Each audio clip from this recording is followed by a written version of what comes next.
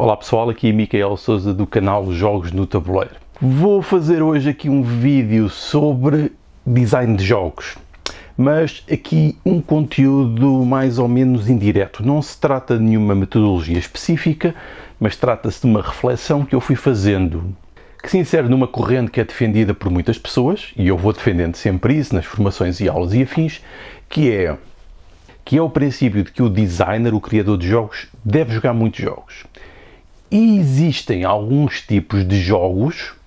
alguns jogos específicos ou algumas categorias que ajudam muito particularmente a treinar o game design, ou seja, o design de jogos, mesmo sem sabermos.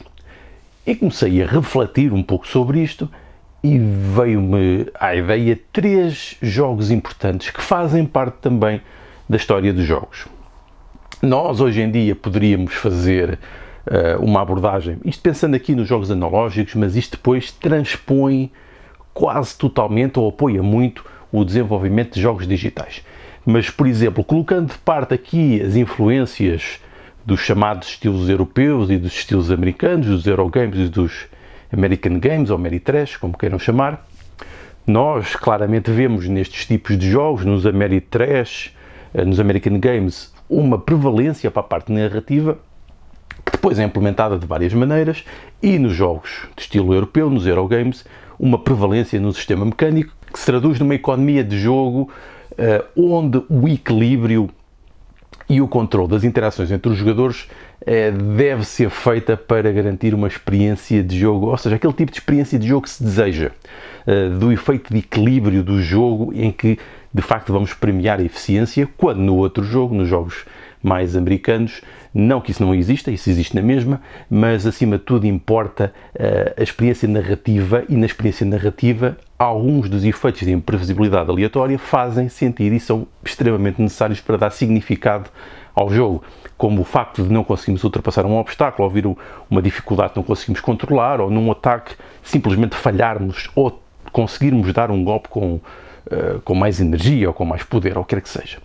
Mas eu queria ir além disto, isto foi só a introdução. Aqueles jogos que eu queria referir são jogos mais antigos, não que alguns destes não sejam antigos, mas pelo menos há uns anos atrás não tinham o destaque que tem hoje. E vamos começar pelo mais antigo. Temos o caso do Dungeons and Dragons e depois todos os jogos narrativos posteriores. Em que é que isto é útil? No fundo, o Dungeon Master, o Game Master, que depois, Game Master em todos os outros jogos narrativos, acaba por ser um Game Designer. Porquê? Porque tem de construir os níveis, não é? Tem de construir os cenários, os ambientes, tem de construir a narrativa, tem de pensar, partindo do sistema de regras e do sistema mecânico do Dungeons and Dragons, ele tem de pensar, ou ela tem de pensar, uma maneira de criar uma experiência de jogo para os jogadores. E então entra naquilo que é comum fazer ou treinar em quem está a desenvolver jogos deste tipo, jogos de aventuras, jogos de roleplay, com avatares, com personagens e afins, mas de um ponto de vista analógico, onde supostamente será mais fácil treinar, experimentar e depois ver os efeitos, por exemplo, antes de codificar e de produzir o código e os elementos gráficos do jogo. Ou seja, acontece tudo de um ponto de vista de estrutura mais abstrata, que depois então os jogadores enriquecem com a sua imaginação. Mas acima de tudo está a construir o espaço, a dimensão, os caminhos de progressão, o incremento do nível de dificuldade, está a atender à narrativa e aos picos de interesse e aos picos de redução da tensão. Todas essas coisas devem ser feitas de modo a que os jogadores tenham uma boa experiência. Portanto, quem é Game Master ou Dungeon Master no Dungeons and Dragons, porque este é o primeiro, não é o primeiro exemplo, no fundo está a treinar game design jogando o próprio jogo, porque é suposto, o jogador, o Game Master não está a desenvolver o jogo, está a partir de um sistema que existe jogo que leva mesmo a isso. Portanto, acaba por ser uma espécie de um game designer numa parte específica em que, por exemplo, se vai especializando hoje quem trabalha na indústria, por exemplo, no level design ou no character design, ou seja, no desenvolvimento dos níveis, dos mundos, dos ambientes ou das próprias personagens. Portanto, é um treino para isto.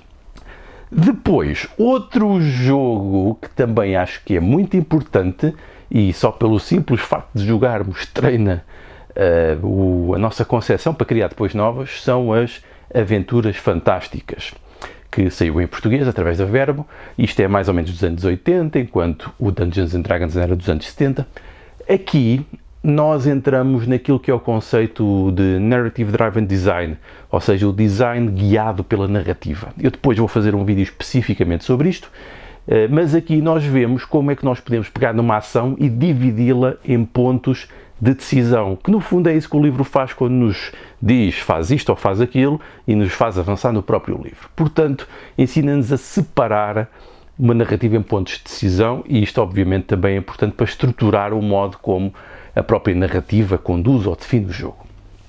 Por fim, o outro jogo que também me parece muito interessante e importante aqui é o Magic the Gathering. Porque quando estamos a jogar Magic the Gathering e quando jogamos de um ponto de vista mais profundo, ou seja, quando entramos na construção de baralhos e quando existe mais experiência, eu lembro-me perfeitamente da minha experiência com o Magic the Gathering, quando ela era profunda, nós analisávamos, por exemplo, as expansões e víamos as sinergias entre as cartas e tudo isso, e analisávamos aquelas que eram mais poderosas e menos poderosas.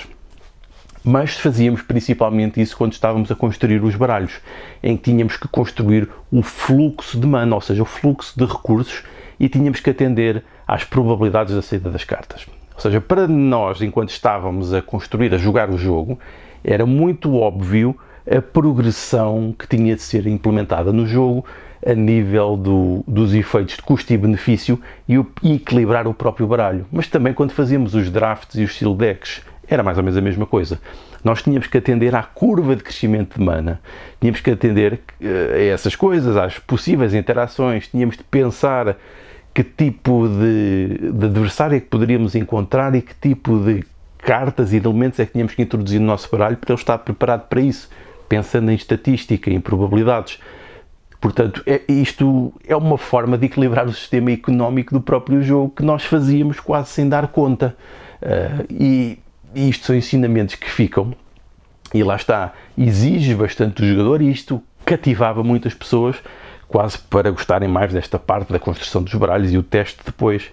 E depois, ao construirmos o nosso baralho, tínhamos que o ir testar. E estávamos a fazer então playtest daquilo que era o nosso baralho, a nossa construção, que é aquilo que é necessário quando estamos a desenvolver um jogo. Temos que experimentar para ver se de facto aquilo funciona.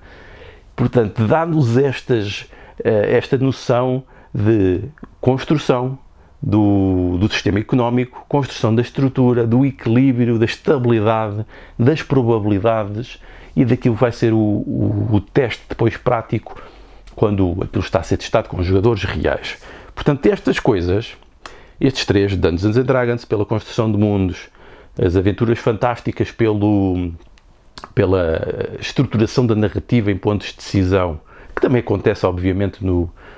Dungeons and Dragons, e depois o sistema económico e de fluxo e de progressão no Magic the Gathering, na construção e gestão e teste dos baralhos. Isto são coisas que eu acho que são muito importantes, que nos acabam por ajudar depois aos processos formais de design de jogos, mas que fazemos quase sem saber enquanto estamos a jogar. Portanto, eu recomendo que quem queira entrar neste mundo, quer seja do desenvolvimento de jogos para entretenimento, quer seja analógico ou digital, ou quem queira entrar em gamificações ou em serious games, em jogos para objetivos para além do mero entretenimento, não que seja mero com sentido pejorativo, nada disso, é simplesmente outra forma de fazer as coisas, deve fazer isto, deve jogar, e deve jogar este tipo de jogos que de facto nos exigem uma atitude de game designer, porque os jogos não são todos iguais, como nós sabemos, e eles exigem mais ou menos dos jogadores e criam certas experiências, e neste caso a experiência do teste e experimentação e ver aqui os efeitos daquilo que nós fizemos é uma coisa importante do ponto de vista do design de jogos. Então pronto, fica aqui esta minha reflexão, que eu acho que pode ter alguma utilidade, mas sempre arriscando aqui um bocado o óbvio. Provavelmente já muitas outras pessoas pensaram nisto, isto pode ser óbvio, mas pareceu-me importante registar aqui em vídeo esta percepção, que foi quase uma tomada de consciência de uma coisa que, lá está, pode ser óbvio. Então vá, obrigado, Deus!